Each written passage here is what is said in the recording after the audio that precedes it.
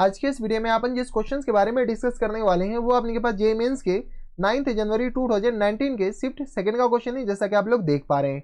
यहाँ पर देखिए अपने पास क्या दे रखा है कि इफ द सर्कल, ये सर्कल का इक्वेशन हमारे पास दे रखा है एंड अपने पास दूसरे सर्कल का इक्वेशन ये दे रखा है, ठीक है। Intersect at two distinct points, then which of the following statement is correct, ठीक है। Statement which of the following options is correct. तो हमारे पास इक्वेशन क्या दे रखा है, x square plus y square minus times 16x minus times 20y plus times 164 और इक्वल टू आ गया अपने पास आर स्क्वायर के बराबर। अगर गौर से देखो ना तो इसको थोड़ा सा अपने के पास सिंपल करके लिख लो। ये अपने के पास x और माइनस टाइम्स 8 का होल स्क्वायर लिख सकते हैं और प्लस टाइम्स y माइनस 10 का होल स्क्वायर लिख दीजिए, ठीक है। और प्लस टाइम्स यहाँ से अपने के पास क्या किए, 8 का स्क्वायर हम जोड़े तो माइनस टाइम्स 8 का स्क्वायर हम घटा देते हैं और माइनस टाइम्स 10 का स्क्वायर भी घटा देते हैं और प्लस टाइम्स 164 इक्वल टू आ गया 0 के बराबर।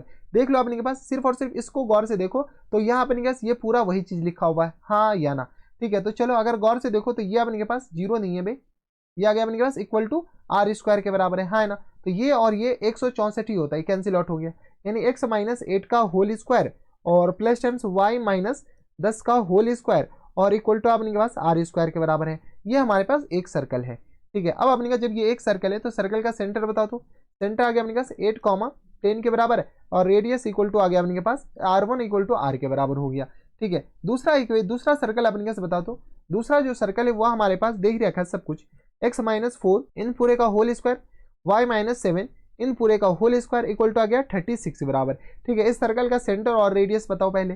सर्कल का सेंटर जो हो जाएंगे 4, 7 के बराबर और रेडियस जो हो जाएंगे वो अपने किसके बराबर जाएंगे, तो रेडियस आ गया 6 के बराबर। इसको R2 मान लो, इसको अपने C1 मान लो, इसको C2 मान लो, ठीक है। यहाँ से अपने के पास इंटरसेक्ट करने का जो कंडीशन होता है वो अपने क्या होता है, C1 और C2 के बीच का जो डिस्टेंस होता है वो अपने पास लेस देन क्या होनी चाहिए, R1 प्लस R2 होनी चाहिए और ग्रेटर देन अपने क्या होनी चाहिए, R1 और माइनस टर्म्स R2, इससे ज्यादा होनी चाहिए। ये हमारे पास इस इनइक्वालिटी को हमें सॉल्व करना है। चलो यहाँ से अपने पास दो सिलेंडर के बीच का अपने पास डिस्टेंस बताते हैं, C1 और C2 बताओ तो किसके बराबर हो जाएंगे। तो ये आ गया हमारे पास स्क्वायर रूट ऑफ 8 में से 4 जाएगा तो अपने कितना 4 का स्क्वायर आ गया 16 के बराबर और प्लस टाइम 10 में से 7 जाएगा 3 का स्क्वायर अपने पास किस आ जाएगा 9 के बराबर, 9 6 15 25 के बराबर, यानी ये आ गया अपने किसके बराबर 5 के बराबर। तो यहाँ से R1 माइनस R2, R1 को अपने के पास R ही रहने दो, R माइनस अपने किस हो जाएंगे तो 6 के बराबर, इसका मॉड और लेस देन कितना आ जाएगा 5 और लेस देन किस तरह आ जाएगा R plus R1 plus R2,